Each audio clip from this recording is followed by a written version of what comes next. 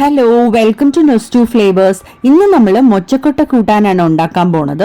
മൊച്ചക്കൊട്ടയ്ക്ക് ഇംഗ്ലീഷിൽ lima beans എന്നും field beans എന്നും പറയും. മലയാളത്തിൽ എന്താ പറയാന്ന് എനിക്കറിയില്ല. അറിയുന്നവരാരെങ്കിലും ഉണ്ടെങ്കിൽ ഒന്ന് കമൻറ്റ് ചെയ്തേക്കണേ. ഒരുപാട് ന്യൂട്രിറ്റീവ് വാല്യൂ ഉള്ള ഒരു ലെഗ്യൂമാണിത്. മലയാളീസ് ഇത് യൂസ് ചെയ്ത് ഞാൻ കണ്ടിട്ടില്ല. തമിഴർ ഇത് അവരുടെ ഫുഡിൽ ഇൻക്ലൂഡ് ചെയ്യാറുണ്ട്. ഞാനിവിടെ 1 കപ്പ് മൊച്ചക്കൊട്ട നന്നായിട്ട് കഴുകി വെള്ളത്തിൽ സോക്ക് ചെയ്ത് വെക്കുകയാണ്. മിനിമം 8 മണിക്കൂറെങ്കിലും സോക്ക് ചെയ്ത് വെക്കണം. ഓവർനൈറ്റ് സോക്ക് ചെയ്ത് വെക്കുന്നതായിരിക്കും നല്ലത്. സോക്ക് ചെയ്ത് വെച്ച മൊച്ചക്കൊട്ട കുക്കറിലോട്ടിട്ട് ആവശ്യത്തിന് ഉപ്പും മഞ്ഞൾപ്പൊടിയും ചേർത്ത് 4 വിസിൽ വരുന്നവരെ വേവിച്ചെടുക്കാം. ഇത് വേവുമ്പോഴത്തേക്കും കൂട്ടാനിന് വേണ്ടുന്ന മറ്റ് ഇൻഗ്രീഡിയൻസ് എന്തൊക്കെയാണെന്ന് നോക്കാം.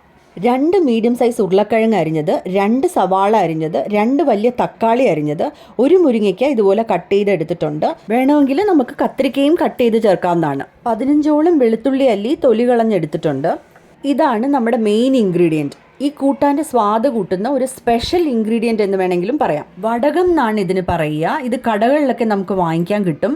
ഉള്ളി, കുറച്ച് സ്പൈസസ് ഒക്കെ ഇട്ട് ഉണക്കിയെടുക്കുന്നതാണിത്. ചില വടകത്തിലൊക്കെ വെളുത്തുള്ളിയും ഉള്ളിയുടെ കൂടെ ഉണക്കിയെടുക്കാറുണ്ട്. ഒരു പ്രത്യേക ടേസ്റ്റാണ് വടകം ചേർക്കുമ്പോൾ ഈ കൂട്ടാനുണ്ടാവുക. ഒരു വലിയ നെല്ലിക്ക സൈസ് പുളി വെള്ളത്തിൽ സോക്ക് ചെയ്ത് പിഴിഞ്ഞെടുക്കാം. 4 വിസിൽ വന്നു കഴിഞ്ഞു. നമുക്കിനി സ്റ്റൗ ഓഫ് ചെയ്യാം. കടായിലോട്ട് എണ്ണ ഒഴിച്ച് കടുക്, വറ്റൽമുളക്, ഉലുവ, വടകം, വെളുത്തുള്ളി അല്ലി, കറിവേപ്പില ഇട്ട് ഒന്ന് വഴറ്റാം. അരിഞ്ഞു വെച്ച സവാളയും ഉപ്പും ചേർത്ത് ഗോൾഡൻ ബ്രൗൺ കളർ ആവുന്നവരെ വഴറ്റാം. ഇതിലോട്ട് കുറച്ച് മഞ്ഞൾപ്പൊടി, 3 ടീസ്പൂൺ കശ്മീരി മുളക് പൊടി, 4 ടീസ്പൂൺ മല്ലിപ്പൊടി ചേർത്ത് ഒന്ന് വഴറ്റി അരിഞ്ഞു വെച്ച തക്കാളി ചേർക്കാം. ഉരുളക്കിഴങ്ങും മുരിങ്ങയ്ക്കയും ചേർത്ത് മിക്സ് ചെയ്ത് വെള്ളം ഒഴിച്ച് അടച്ചു വെച്ച് വേവിച്ചെടുക്കാം.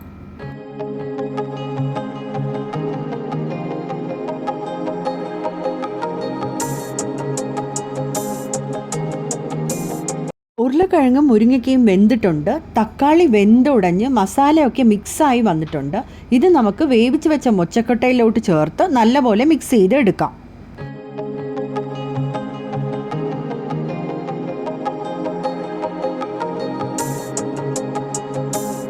ഇതിലോട്ട് പുളിവെള്ളവും കൂടി ചേർത്ത് ആവശ്യത്തിന് ഉപ്പും കൂടി ഇട്ട് കൊടുത്ത് ഇളക്കി നല്ലപോലെ തിളപ്പിച്ചെടുക്കാം. കുറച്ച് ശർക്കരയും കറിവേപ്പിലയും കൂടി ചേർത്ത് 2 മിനിറ്റ് കുക്ക് ചെയ്തതിന് ശേഷം സ്റ്റൗ ഓഫ് ചെയ്യാം. നല്ല പുളിയും എരിവും ഉള്ള ഒരു ഒഴിച്ചുകൂട്ടാനാണിത്. ചോറിലോട്ട് ഈ കൂട്ടാൻ ഒഴിച്ച് പപ്പടവും കൂടെ കൂട്ടി കഴിക്കാൻ നല്ല രുചിയാണ്. ഇൻഗ്രീഡിയൻസിൻ്റെ അളവൊക്കെ ഞാൻ ഡിസ്ക്രിപ്ഷൻ ബോക്സിൽ കൊടുത്തേക്കാം. ഈ റെസിപ്പി നിങ്ങൾ തീർച്ചയായിട്ടും ട്രൈ ചെയ്ത് നോക്കണം.